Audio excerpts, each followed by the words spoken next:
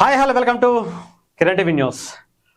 Are ఆఫ్ ఉస్తాద్ భగత్ సింగ్ ఈ సినిమాకి సంబంధించి ఒక చిన్న ట్రైల్ అనుకోవచ్చు, ఒక చిన్న సాంగ్కి సంబంధించి గ్లిమ్స్ రిలీజ్ చేశారు. నిజంగా చూస్తుంటేనే పూనకాలు తెప్పిస్తుంది. ఇంకా ఇదే ఎలా ఉంటే సాంగ్కి సంబంధించి గ్లిమ్సే ఎలా ఉంటే ఇంకా ఫుల్ సాంగ్ ఎలా ఉంటుందో ఊహించుకోవడం కూడా కష్టమే. నాకైతే కొన్ని లుక్స్ మామూలుగా లేవు. ఎందుకంటే పవన్ కళ్యాణ్ గారి ఆరా గురించి మనకు తెలుసు. అలాంటి ఆరాని సినిమా సాంగ్లో పెట్టడం అంటే హరీష్ శంకర్ గారు ఒక సాహసమే చేశారని చెప్పాలి. అలాంటి ఆరాని ఒక సాంగ్లో చూపించాలనేటువంటి ప్రయత్నం మామూలుగా ఉండదు నాకు తెలిసి. దాని గురించి ఇంకా మనం ప్రత్యేకించి మాట్లాడుకోవడం సరే, ఒకసారి చూసి ఆ తర్వాత మాట్లాడదాం రండి. వామ్మా, ఎర్రతుండు మాత్రం వదలలా హరీష్ శంకర్ గారు అసలు. వామ్మా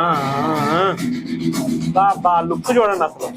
మళ్ళీ గ్లాసు, వామ్మో అదేంది నాయన, గన్ను ఒక పక్క, రేడియో ఒక పక్క, మామూలుగా ఇవ్వలేదుగా.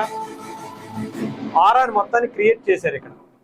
ఇగో the world will celebrate the aura అంటే ఏంటి? పవన్ కళ్యాణ్ గారి ఆరా అంటే అదొక సపరేట్ రేంజ్ ఉంటుంది. అలాంటి ఆరాని ఒక సాంగ్లో పెట్టడం అంటే మాటలు కాదు, నిజంగా చెప్తున్నాను కదా.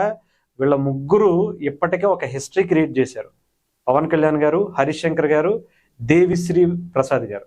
వీళ్ళ ముగ్గురి కాంబినేషన్లో వచ్చినటువంటి సినిమా మనం చూసాం ఇప్పటికే. గబ్బర్ సింగ్ ఎలాంటి హిట్ ఇచ్చిందో, ఎలాంటి కిక్ ఇచ్చిందో, ఆ కిక్కే ఇంకా కంటిన్యూ అవుతుంది. ఇప్పటికే ఆ సినిమా నుంచి వచ్చినటువంటి డైలాగ్సే ఇంకా చాలా మంది వాడేస్తున్నారంటే మామూలుగా కాదు.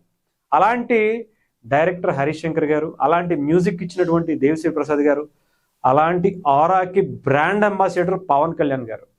ఆరా పేరుతో ఇంకొక సాంగ్ రిలీజ్ చేస్తుంటే అది చిన్న గ్లిమ్సే ఇలా ఉంటే, దాంట్లో నేను ఒక్కసారి చూపిస్తాను, లుక్ పెట్టడానికి ట్రై చేస్తాను. ఒక్కసారి చూడండి, ఆ లుక్ చూడండి. అసలు నార్మల్గా పవన్ కళ్యాణ్ గారిని అసలు ఏ రేంజ్లో చూస్తామో తెర మీద పడితే అని మనకు తెలుసు. పైగా ఆయన వాకింగ్ స్టైల్కి సపరేట్ ఫ్యాన్ బేస్ ఉంటుంది.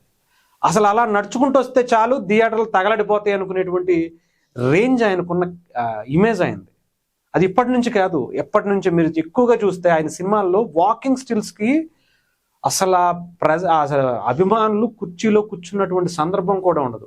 నాకు తెలిసి ఖుషీలో ఆయన ఎలా ఆ జాకెట్ వేసుకుని నడుచుకుని వచ్చేటువంటి సీన్ దగ్గర నుంచి, బద్రి అప్పుడు కావచ్చు, బాలుల ఫ్యాంట్ వేసుకుని ఒక సాంగ్లో అలా నడుచుకుంటూ వచ్చేటువంటి సీన్స్ కావచ్చు, గుడుంబా శంకర్ గాని, ఇంకా చాలా ఉన్నాయి. అలాంటిది ఇంకా ఓజీతో అయితే పీక్స్కి వెళ్ళిపోయింది.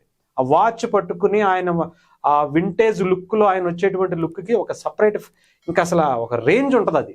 అలాంటి దాంతో మళ్ళీ ఇంకొక వాకింగ్ స్టిల్ పట్టుకుని వచ్చారు ఆయన. ఒక పక్క గన్ను, ఇంకో పక్క రేడియో. ఏం చేయబోతున్నారో నాకైతే తెలియట్లేదు, కానీ ఆరాని ఇక్కడ చూపించడానికి చాలా బలంగా ప్లాన్ చేశారనిపించింది హరీష్ శంకర్ గారు. ఉన్నాయి, మామూలుగా ఉండదు. ఇంకా నాకు తెలిసి ఆ సినిమా ఆయన డైలాగులకి చాలా ఫ్యాన్స్ ఉంటారు.